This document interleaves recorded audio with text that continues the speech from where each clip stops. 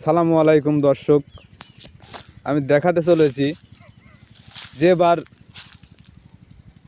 এই বিল ভর্তি রসুন লাগাইছে। দেখেন রসুনের অবস্থা কি হয়েছে।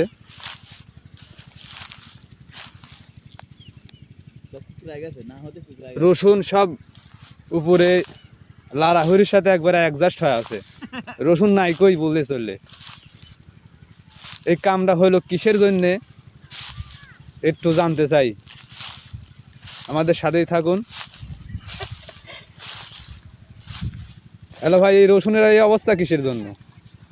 ভুলভাল দোকানে ওষুধ কিনলে এরকমই হয়। অন্যান্য অরিজিনাল ভাই এই রসুনের ভিয়ে আপনার হচ্ছে গান পানাপটি বাড়াবিলায় এই ধারণা করি আমার ওষুধ দিছিল ভাই। ওষুধ দেওয়ার কারণে আমরা ওষুধ দিয়ে লাগাইছি 1 মাস 25 দিন যাওয়ার পরে রসুন কালো হয়, সুন্দর হয়ে উঠলো। এখন দেখেন যে এই সিস্টেম হয়ে যাচ্ছে। খালি আমার 1 বিঘা না ভাই, না হইলে আমার বিলে 70 বিঘা ভিয়ে মনে হয় স্প্রে করছে। 70 বিঘের থেকে 100 বিঘা ভি, প্রতিটা ভিয়ে এই কি কৈফত দিতে পারবি? হ্যাঁ কোম্পানিওয়ালা এত টাকা দামের রসুন এইভাবে যে নষ্ট হয়ে গেল।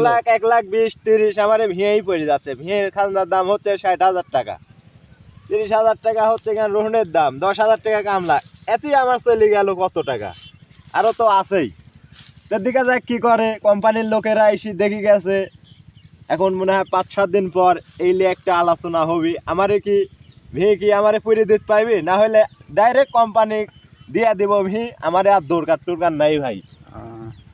আপনারা শুনতেই পাইলেন যে জমি আলাদের কি আক্ষেপ মনের ভেতরে। পাশাপাশি এই জমিতে দেখেন, এই জমিটাতে রসুন কি সুন্দর হয়ে আছে, আর এই জমিটাতে হচ্ছে রসুনে স্প্রে করছিল যাতে পানাপট্টি ঘাসটা না হয়, যার কারণে এই অবস্থা হয়েছে। দেখেন রসুন নাই এই ভূঁয়ের, এই জমিতে কোনো রসুনই নাই।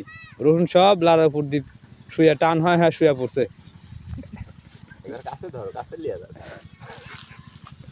ভালো করে দেখেন ভাই,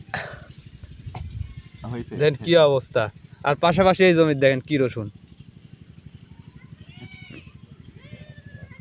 এত টাকা দামের রসুন শেষ হয়ে গেল ওই পানাপট্টি মারা ওষুধে। দেখেন ওইখানে আগে দেখো কিরকম